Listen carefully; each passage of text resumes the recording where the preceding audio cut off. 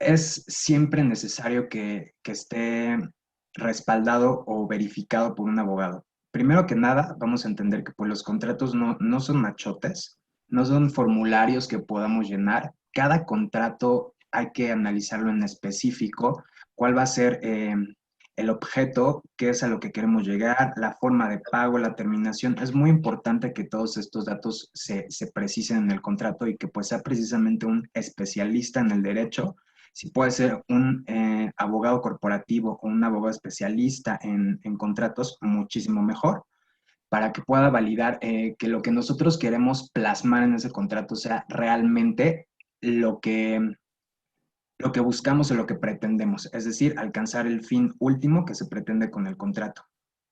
Muy importante es que antes de la pandemia, los contratos, pues, la forma de terminación de los contratos, pues, se regulaban siempre las mismas, como eh, la terminación anticipada en su caso, por voluntad de las partes.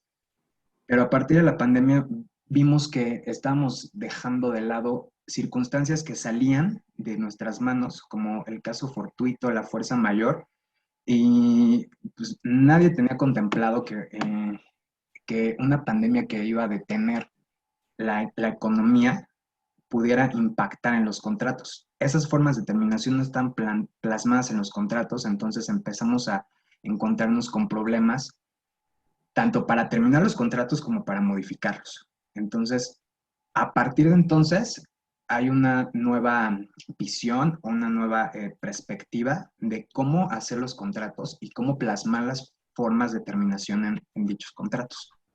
Entonces, pues, sin más preámbulo, vamos a comenzar.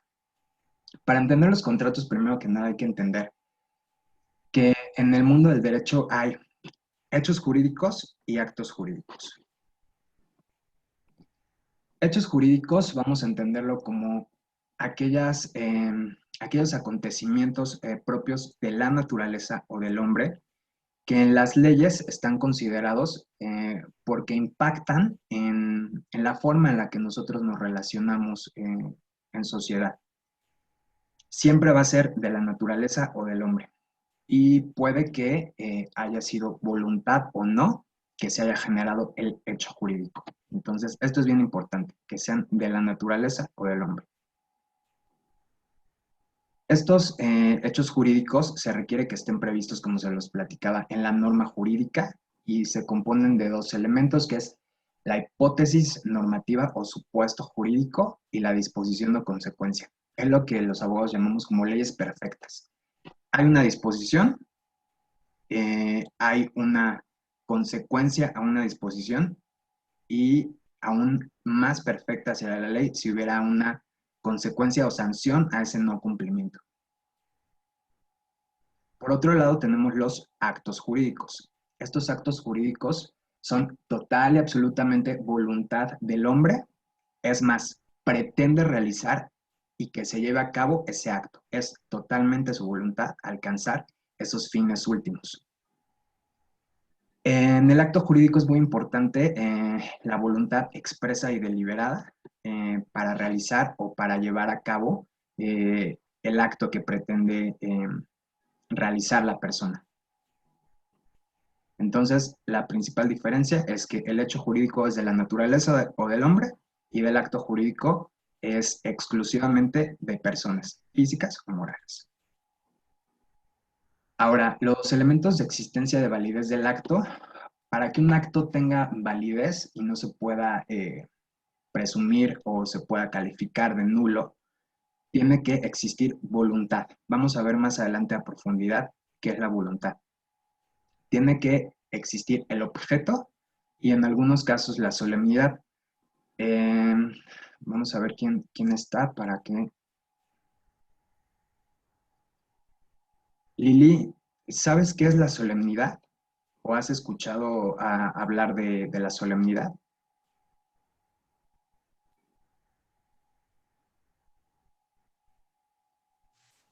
No, Víctor. Ok. Jennifer, ¿tú has escuchado hablar de la solemnidad o qué entiendes por solemnidad?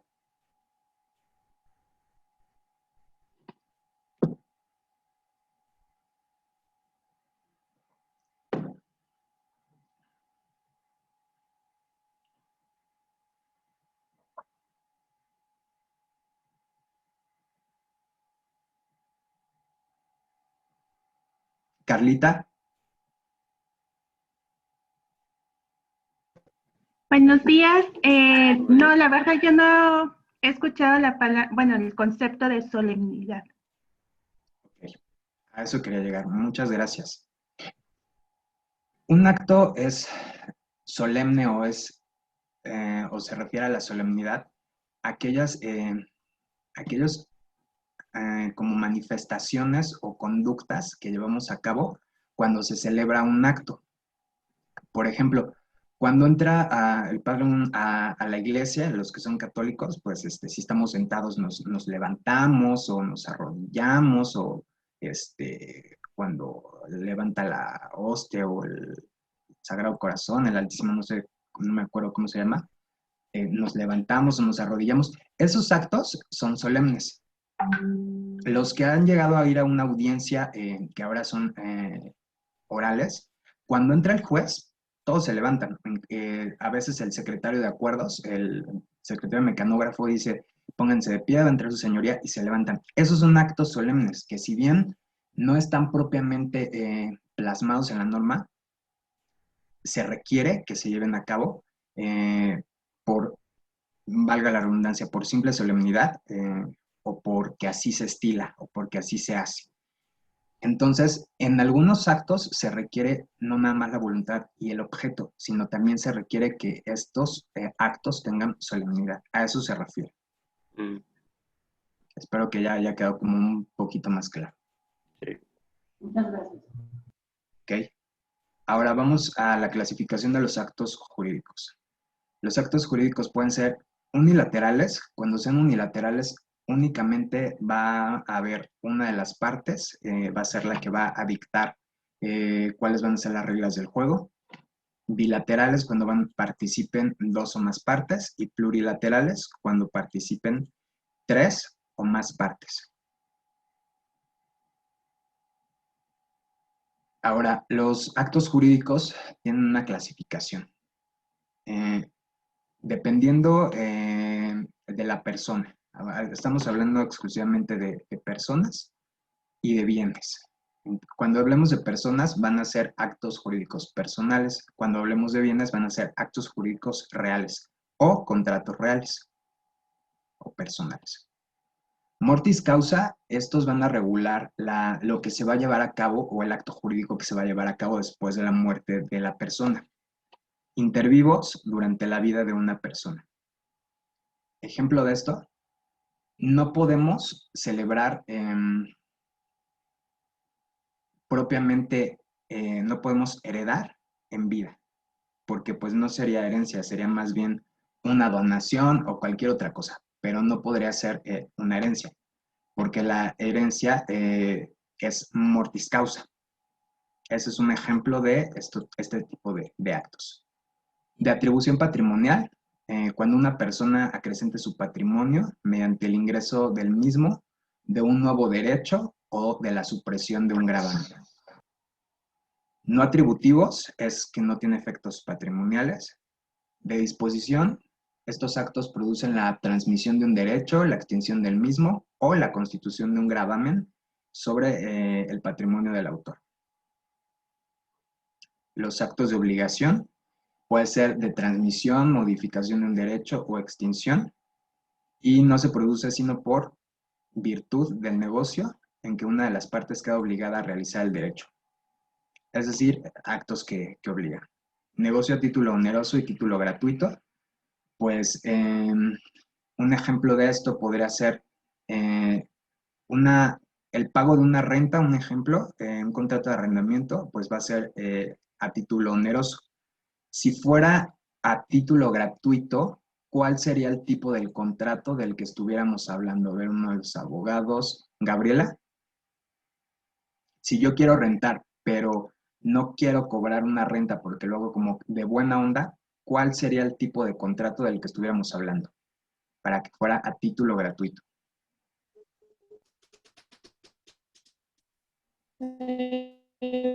Poder ser comodato. Bueno, sería el comodato. ¿Ok? Es sí como como un no se Creo que puede dar el uso del bien sin demasiado. ok, gracias, Gaby. Bueno, el comodato podría ser un ejemplo de ello. Eh, y vamos a tener dentro de la clasificación de los actos jurídicos que también hay actos ilícitos, perdón, aquí se me fue, son actos lícitos e ilícitos. Actos ilícitos, pues, son cualquier acto que nosotros realicemos que no sea contrario a la ley o a derecho, y actos ilícitos, eh, pues aquellos actos que se van a contraponer a las normas jurídicas. Ahora, ¿cuáles van a ser los elementos del negocio? Vamos a tener elementos esenciales, naturales y accidentales. Cuando me refiero a negocio, no me refiero al negocio en sí. Jurídicamente, el negocio es el acto propiamente a celebrar, el contrato, vaya. Entonces tenemos elementos esenciales, naturales, accidentales. ¿Cuáles son estos? Los esenciales, sin estos o con la falta de alguno de ellos, el contrato, el negocio o el acto jurídico que pretendemos celebrar simplemente no existe. Aquí nos dice la plantilla, la ausencia de un elemento esencial afecta a la integración del acto, pues sin ellos ni siquiera podría ser concebido. La falta de estos elementos produce que el negocio sea inexistente y no pueda producir consecuencia alguna. Es decir, pudiera haber la falta de alguno de los elementos del negocio o del contrato, pero si está dentro de los elementos esenciales, no se pudiera llevar a cabo. Ahora, la capacidad. La capacidad, como les comentaba al principio, es muy importante dentro de los contratos, porque si la persona que firma el contrato no está capacitada porque o no es el apoderado legal, o si bien es el apoderado, su poder es para pleitos de cobranza y no para actos de administración o de dominio, si fuera un traslado de dominio de bienes, o porque a lo mejor la persona que firma está incapacitada mentalmente, entonces tenía que firmar su representante legal o la persona que está a cargo de esta persona, o porque es menor de edad. Entonces, la capacidad es un elemento bien importante que hay que tomar en cuenta cuando celebramos un contrato. A veces damos por hecho que pues el representante legal es el que firma todo y pues ya, no hay mayor problema. Pero a lo mejor, vuelvo a lo mismo, si no lo revisa un abogado, estamos queriendo vender a lo mejor una propiedad. Un poder para actos de administración no me sirve. Un poder para actos de dominio no me sirve. Tiene que ser un poder para para pleitos y cobranzas no me sirve. Tiene que ser un poder para actos de dominio. Entonces, ahí sí podría vender. El hecho de que pues, el representante legal sea el que firme todo, o sea, no significa que puede vender el patrimonio o pueda vender la empresa. Entonces, hay que revisar que la persona que firme los contratos realmente sea capaz y que esa capacidad tenga los alcances que nosotros pretendemos para llevar a cabo el contrato. La voluntad, nos dice, no puede estar viciada por el error, por el dolo o la violencia. Más adelante lo vamos a ver. El objeto. Esto es bien importante. El objeto, tanto en los contratos como en los negocios, ahorita estamos hablando de negocios, que es como el preámbulo de los contratos. El objeto es la parte medular.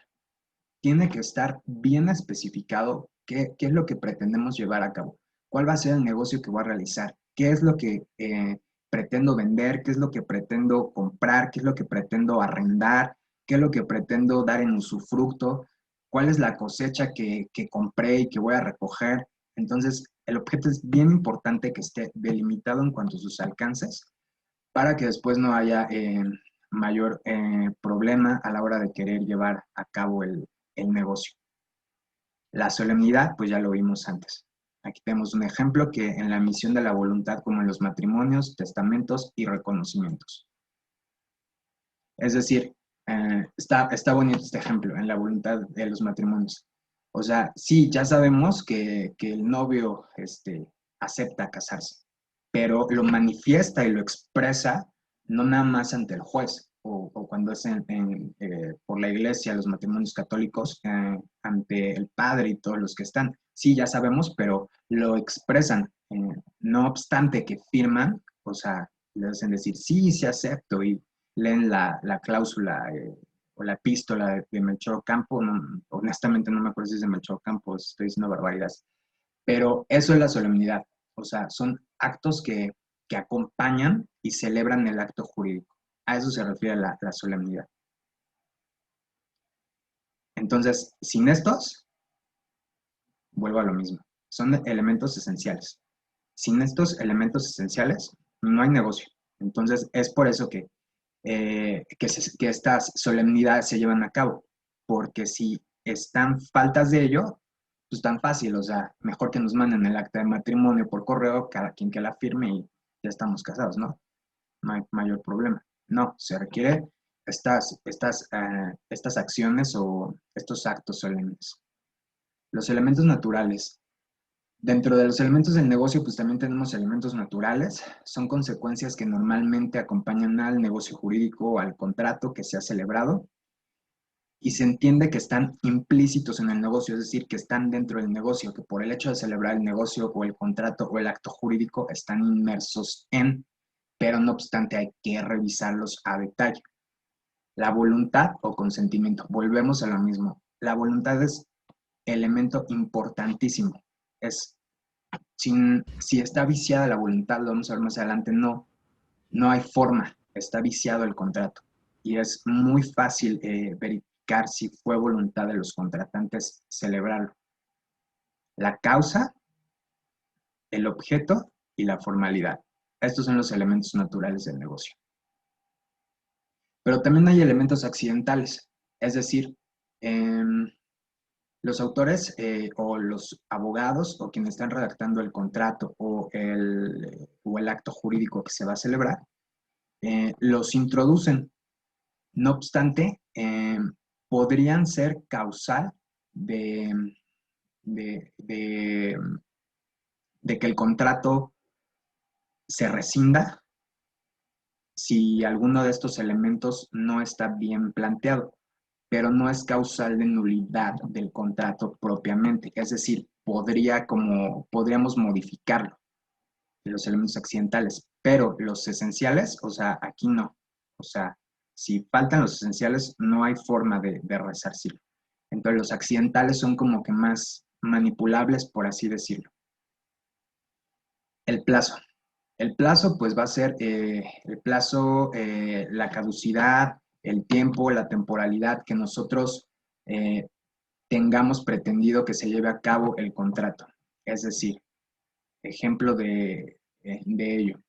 Los contratos por obra, yo le pongo, dentro de los siguientes 6 meses, yo te contrato para que lleves a cabo esta obra. Puede que se termine antes o puede que se termine después. Otro ejemplo podría ser los contratos laborales por obra o tiempo determinado o sujetos a prueba, que por lo regular son de 3 meses y ya después ya te dan la plaza o te dan tu contrato por tiempo indeterminado. La condición, es decir, para que se lleve a cabo el acto, tendría que pasar esto. Estos elementos accidentales los podemos plasmar en el contrato. Un ejemplo de la condición sería, podría ser un ejemplo de ello en un contrato de promesa de compra-venta. Si yo cobro mi pensión antes del 28 de diciembre, se celebra el acto. Y si no, pues no hay compra-venta. Este tipo de condiciones las podemos plasmar. El modo, pues va a ser si el acto se puede celebrar oralmente, por escrito o electrónicamente.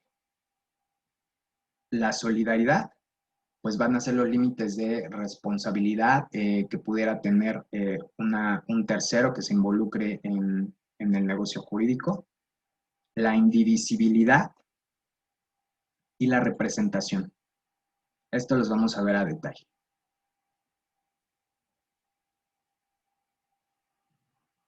Las partes.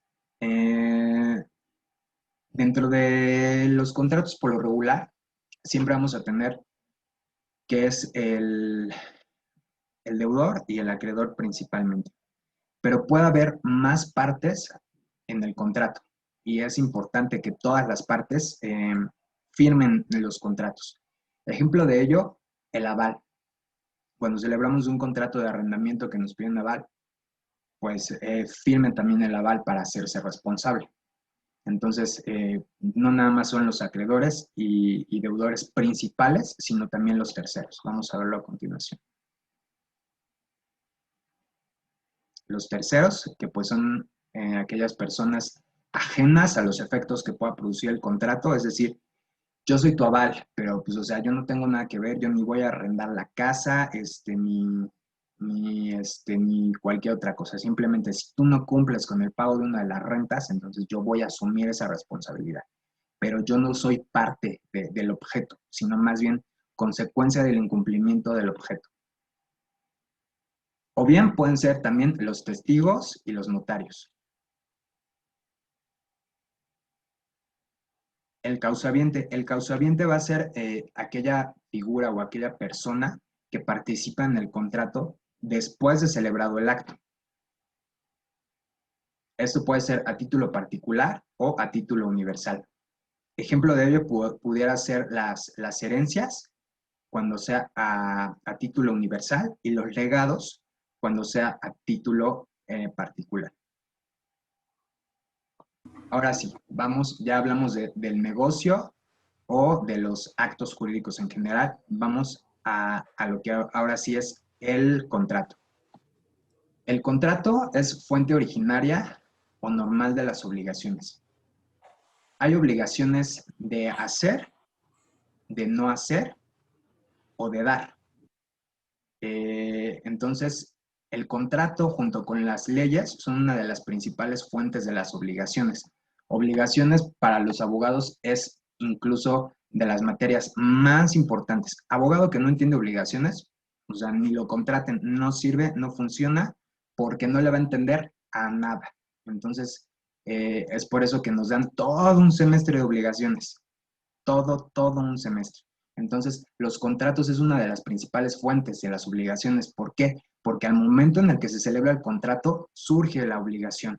Entonces, es por eso que se considera junto con las leyes y otros actos jurídicos fuente de las obligaciones. Y pues, hay diversos autores, diversos conceptos que nos dicen qué es lo que es un contrato. No es otra cosa más que un acuerdo de voluntades en la cual se crean y transfieren derechos y obligaciones. ¿Cuáles serían las diferencias entre los convenios y los contratos? Pues bueno, el Código Civil del Distrito Federal, sí, todavía se llama así, del Distrito Federal, nos dice que el convenio es un acuerdo de dos o más partes para crear, transferir, modificar o extinguir obligaciones. Mientras que los convenios, pues también es un acuerdo de dos o más partes, pero estos solamente producen o transfieren las obligaciones y derechos. Si analizamos estos dos términos, tenemos que el convenio sería el género y el contrato sería la especie. ¿Estamos de acuerdo o alguien tiene una opinión diversa? Porque incluso la ley dice, los convenios que producen o transfieren las obligaciones y derechos toman el nombre de contratos. O sea, la misma disposición normativa nos está diciendo que los contratos son la especie del convenio.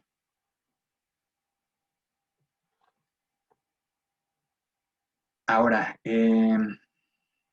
vamos a la voluntad.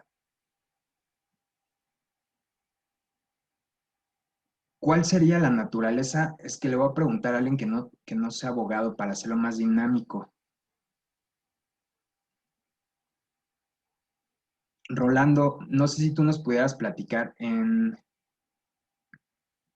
cuál para ti sería como la naturaleza jurídica de un contrato de adhesión.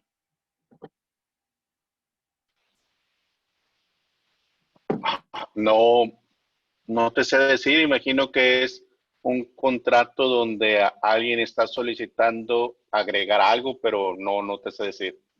Perfecto. Luis, ¿tú sabes cuál es la naturaleza jurídica de los contratos de adhesión? No, igual también tengo esa misma idea de que tienes que complementarlo con algo, pero no. Ok, pues yo les voy a platicar. Perdón, yo tengo una idea, amigo.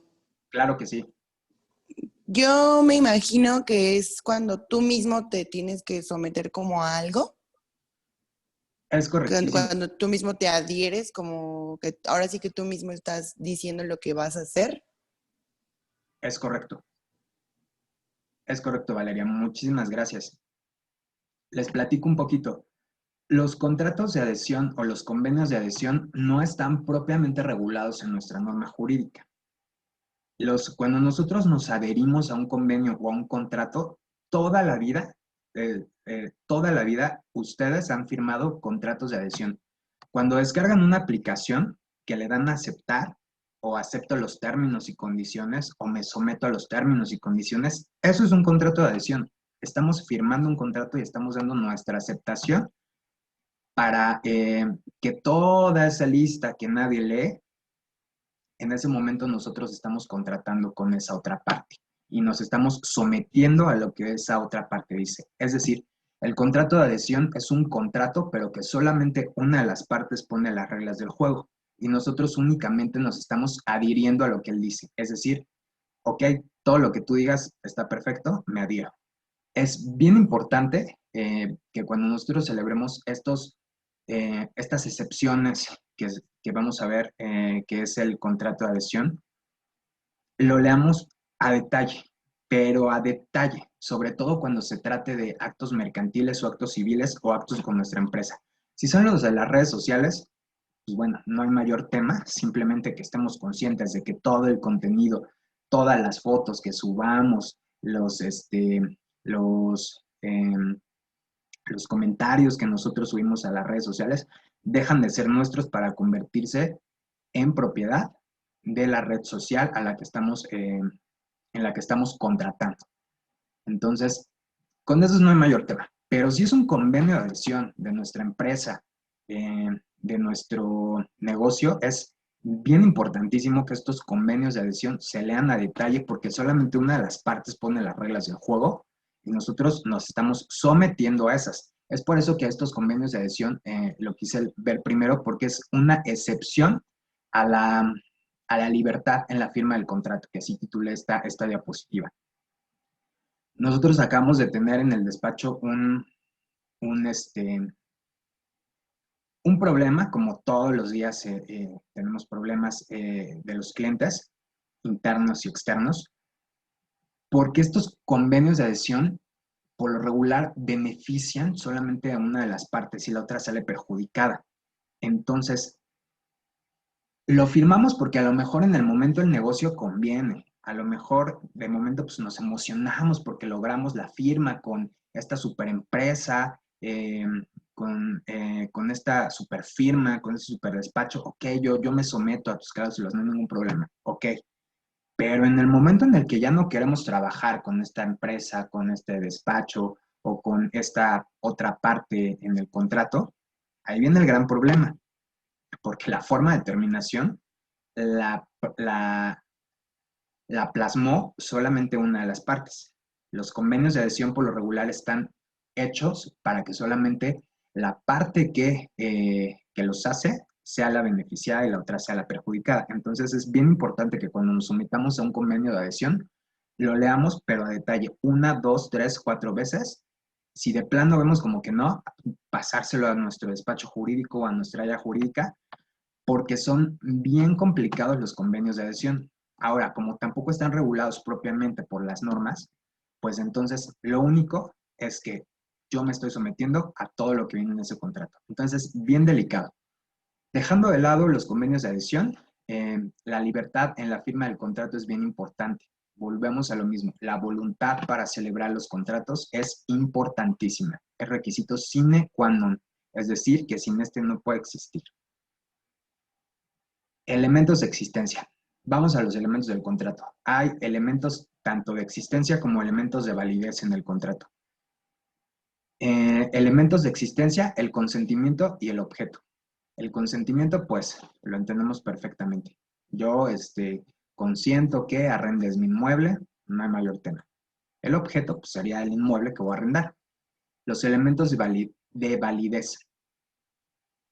La capacidad, que ya la vimos. La ausencia de vicios en el consentimiento. Vamos a ver al final cuáles son los vicios. La forma, ya se los platiqué, si es por escrito, si es oral, si es firmado electrónicamente. El fin o motivo determinante, es decir, a qué quiero llegar con el acto jurídico que estoy celebrando, que voy a celebrar. Entonces, tenemos elementos tanto de existencia como de validez. Existencia, pues obvio, para que exista el acto, para que pueda surgir a la vida jurídica. Y los elementos de validez, para que ese acto que nació a la vida jurídica sea válido. El consentimiento. El consentimiento hay que entenderlo en dos formas. Como voluntad del deudor para obligarse y como acuerdo de voluntades. Aquí se requiere que sea una voluntad real, no una voluntad a medias o una voluntad obligada o una voluntad infringida. No, se requiere que seamos serios y precisos, de que queremos realmente celebrar ese acto y que va a tener consecuencias jurídicas. Y también se entiende que el acuerdo de voluntades no existe cuando no hay coincidencia de dos voluntades, salvo en la excepción que ya les puse en los convenios de adhesión.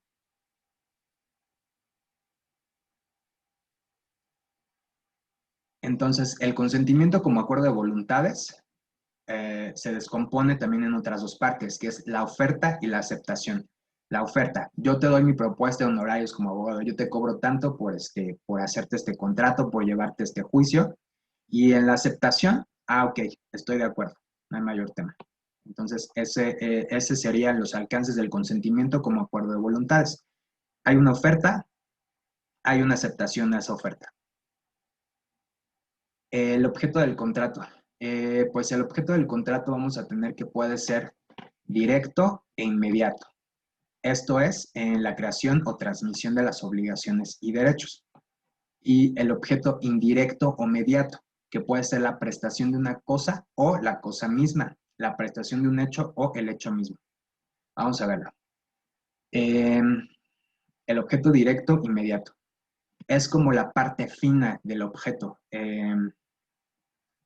Cuando nosotros estamos redactando el contrato, casi por lo regular, después de las declaraciones de las partes, viene lo que son las cláusulas. Y en la primerita, por lo regular, ahí va a venir el objeto, porque es lo más importante. Digámoslo así, es como el alma del contrato. Sin eso, pues no tiene vida, ¿no? Es lo más importante. Y puede ser el directo o mediato, la cosa, ya sea futura o existente, o el hecho o la prestación del hecho. Entonces esa es la diferencia como el objeto directo e inmediato o el objeto directo e inmediato. Esos ya son más tecnicismos jurídicos, para los que no son abogados no les va a servir de mayor cosa más que entender que pues, del objeto se descompone también en dos partes. Ahora, la cosa objeto del contrato es bien importante. Si yo quiero comprar una casa, no voy a poner en el contrato de compraventa o de promesa de compraventa de la casa, pues una casa de 2 plantas, no, o sea, tengo que detallar una casa con alberca, con 2 plantas, 3 plantas y con las características especiales, para que no haya mayor problema en la cosa. Si la cosa no se plasma debidamente en el objeto, podríamos tener un vicio y ese contrato podría ser sujeto de nulidad o anulabilidad. Ahora, si la cosa pereció, es decir, si la cosa se extinguió antes del contrato, no hay contrato. Es un vicio trascendental. Si la casa se la llevó el huracán y antes del contrato, pues, ya no hay casa, ¿no? No obstante, las cosas futuras sí pueden ser objeto del contrato, excepto en bienes de donación y de herencia. Esto ya les platicaba por qué, porque son obligaciones mortis causa, si no, no sería ni, perdón, en herencia, porque es mortis causa, si no, no sería herencia, sino sería donación. Los vicios en el consentimiento. Si hay vicios dentro del consentimiento, es decir, dentro de mi voluntad para celebrar ese acto, el contrato pudiera ser nulo o anulable. ¿Cuáles son estos vicios? El error. El error implica la opinión subjetiva o contraria, o la discrepancia entre la voluntad interna y la voluntad externa declarada. El dolo va a ser cualquier artificio que use una de las partes para inducir o mantener en el error a uno de los contratantes. La mala fe es la disminución de uno de los contratantes una vez conocido. La manifestación del error en uno de los contratantes una vez conocido. Y la violencia, pues cuando se emplee algún artificio, tanto físico o de alguna otra forma, para lograr la firma de ese contrato. Vamos a verlo, se los platico mejor. El error. Yo quiero arrendar un inmueble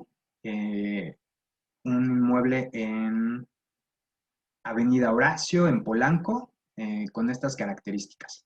Ok, me lo enseñan, todo muy padre, me lo mandan por fotos, no tengo tiempo de ir a verlo, firmo el contrato.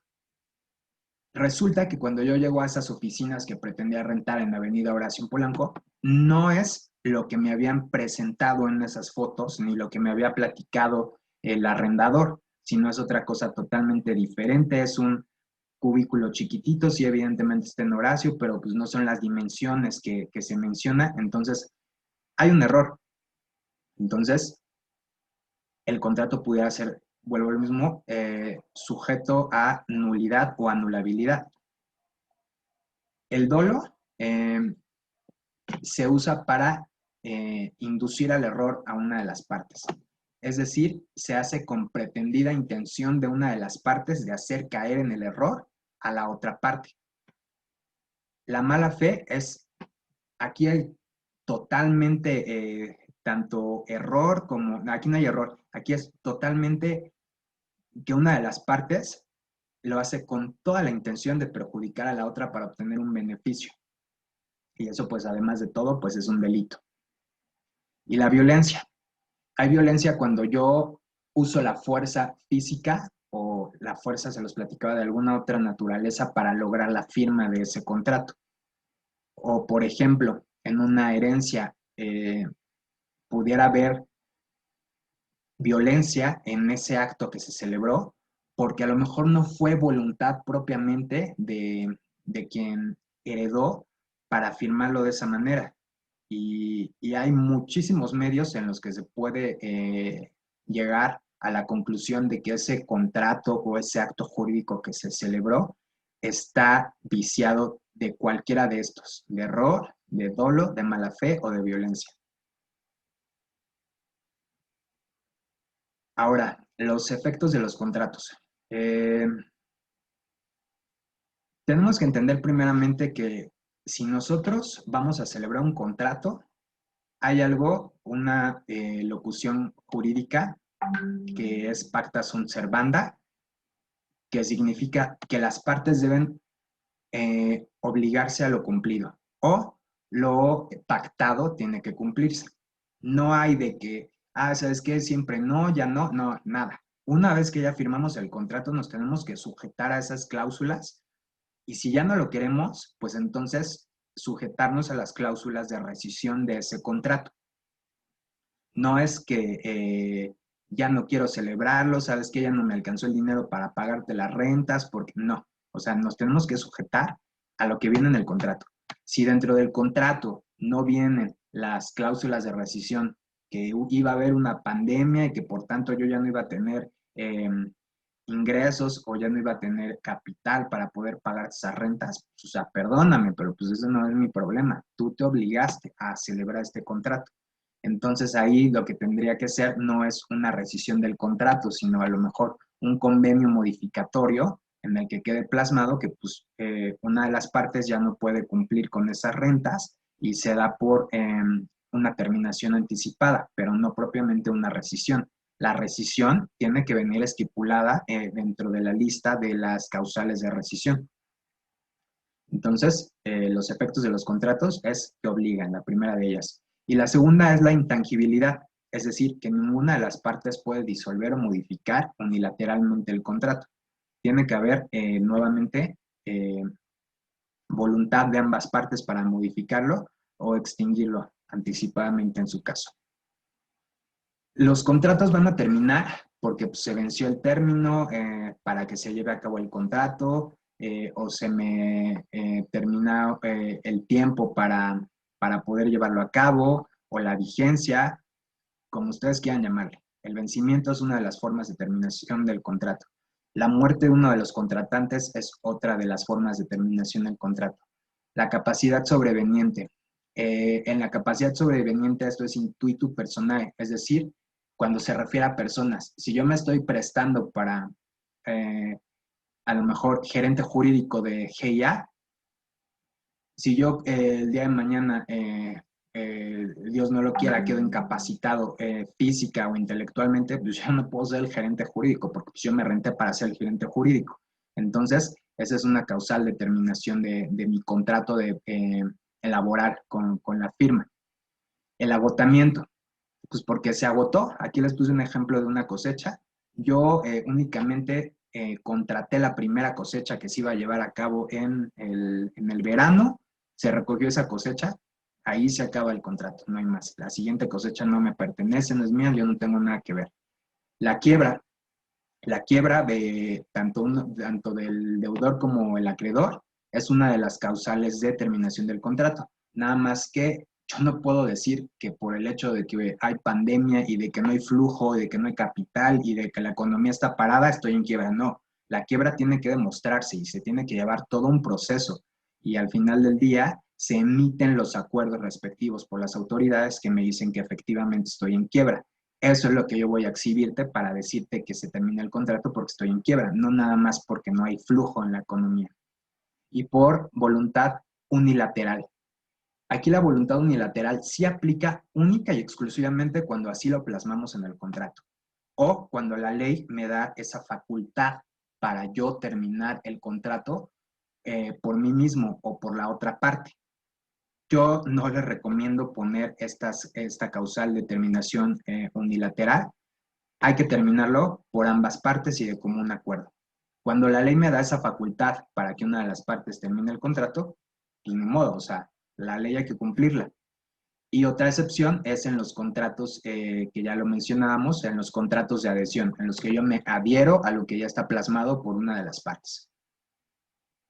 Y por lo regular en esos contratos también dice que cuando la parte que redactó el contrato al que me estoy adhiriendo, la de por terminada, ahí se termina. Entonces, por eso les digo que es súper importante que esos convenios o contratos de adhesión sí los manden con su jurídico.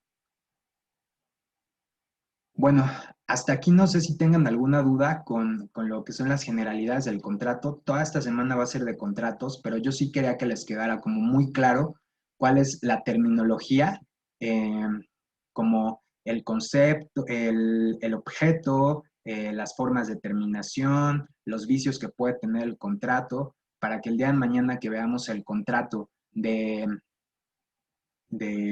compraventa, podamos tenerlo como que ya bastante muy en claro y hablemos el mismo lenguaje. Entonces, no sé si hasta aquí hay alguna duda o pregunta. No, Héctor, gracias. Ok.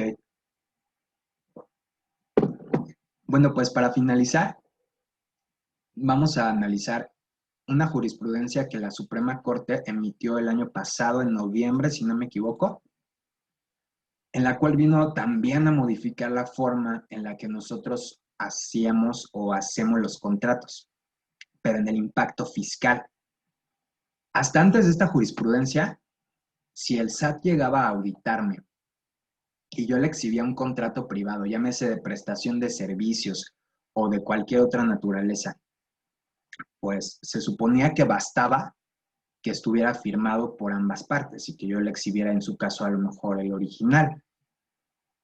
Pero resulta que después sale esta jurisprudencia que pues a todos nos quedamos así como que, pues, o sea, ¿qué onda? O sea, ¿de qué me estás hablando, Suprema Corte? ¿No? Pues no que estás para hacer justicia. Y dice así, se las voy a leer, porque si no, no la vamos a entender. Documentos privados. Deben cumplir con el requisito de fecha cierta, tratándose de ejercicio de facultades de comprobación. Facultades de comprobación, igual ya la hemos visto en otros cursos de la firma, que son visita domiciliaria, revisión de gabinete o revisión electrónica, para verificar el cumplimiento de obligaciones fiscales del contribuyente. Y dice la Corte, la connotación de fecha cierta derivada del derecho civil con la finalidad de otorgar eficiencia probatoria a los documentos privados y evitar actos fraudulentos o dolosos en perjuicio de terceras personas, o sea, el fisco. Así, la fecha cierta es un requisito exigible respecto de los documentos privados que se presentan a la autoridad fiscal como consecuencia del ejercicio de sus facultades de comprobación, que los contribuyentes tienen el deber de conservar para demostrar la adquisición de un bien o la realización de un contrato u operación que incide en sus actividades fiscales. Lo anterior en el entendido que esos documentos adquieren fecha cierta cuando se inscriban en el registro público de la propiedad a partir de la fecha de que se presenten ante un fedatario público o a partir de la muerte de cualquiera de los firmantes. Aquí en esta parte es donde está la violación constitucional y donde está el absurdo que dices, o sea, no inventes, o sea, ¿quién te dijo? Sin que obste que la legislación fiscal no lo exija expresamente, pues tal condición emana del valor probatorio que dichos documentos se pretende lograr. ¿Qué pasó aquí? Les voy a platicar. Esta jurisprudencia ya la habíamos analizado cuando estábamos hablando a principios de año de las reformas fiscales. Esta jurisprudencia nace de una contradicción de tesis. Cuando hay contradicción de tesis es porque dos tesis o dos jurisprudencias emitidas ya sea por la Suprema Corte y un tribunal colegiado o por dos tribunales colegiados, chocan a lo que quieren llegar. Entonces vamos a verla a detalle.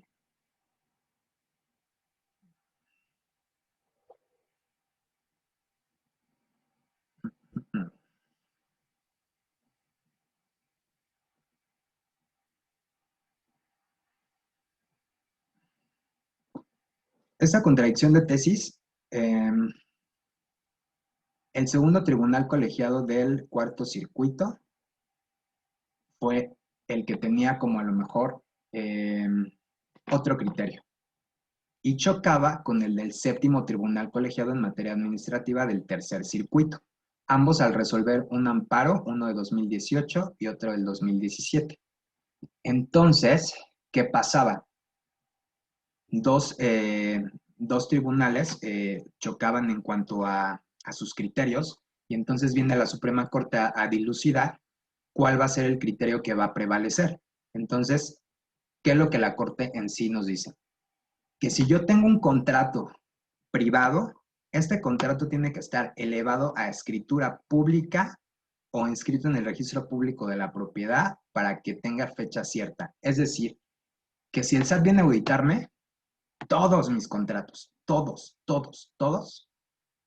si no quiero que me los objeten, claro está, tienen que estar protocolizados ante notario, porque si no, se presume que lo acabo de hacer, lo acabo de imprimir y lo acabo de firmar. No se necesita ser abogado ni se necesita ser jurista para entender que pues esto es una violación clarísima a las disposiciones constitucionales. Creo que fue una exageración de la Suprema Corte llegar a estos alcances, porque estamos hablando de actos privados. Cuando hablamos de derecho privado, el derecho público no tendría que inmiscuirse. Cuando hablamos de derecho público, no tendría que inmiscuirse en los actos que celebran los particulares.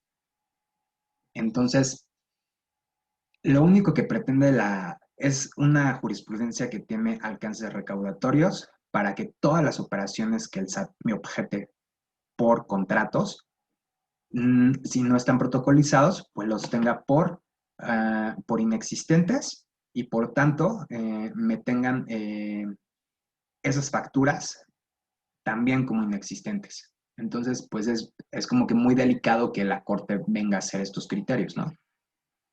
Les platico, o sea, no se necesita ser el superabogado para entender que pues es una violación clara y objetiva tanto a la legislación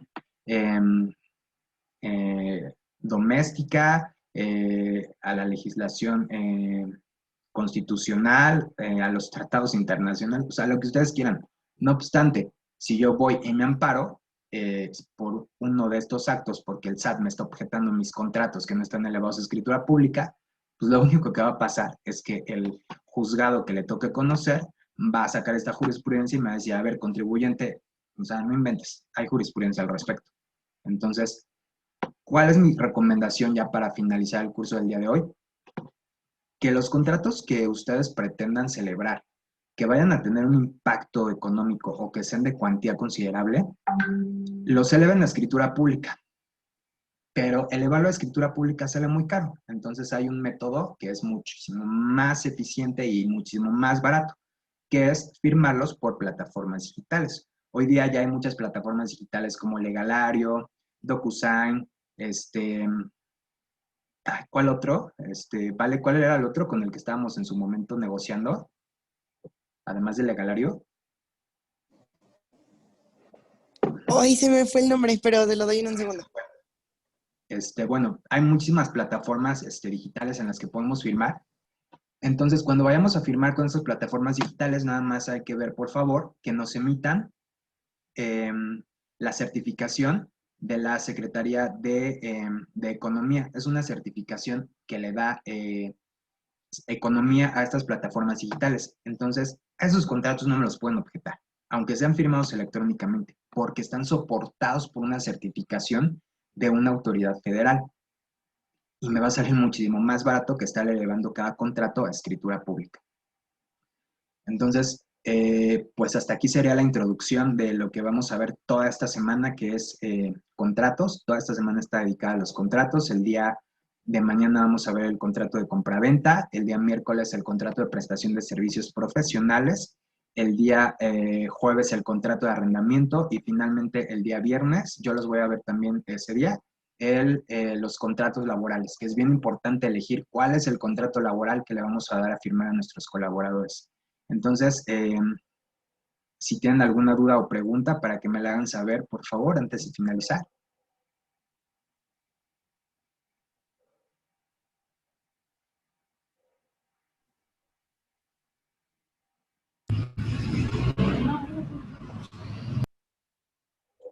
Ok, pues bueno, les agradezco muchísimo su tiempo, les deseo que pasen una excelente semana y esperamos contar con su asistencia al webinar el día de mañana. Muchas gracias, Héctor. Gracias, igualmente, bye. Hasta luego. Bye. Bye.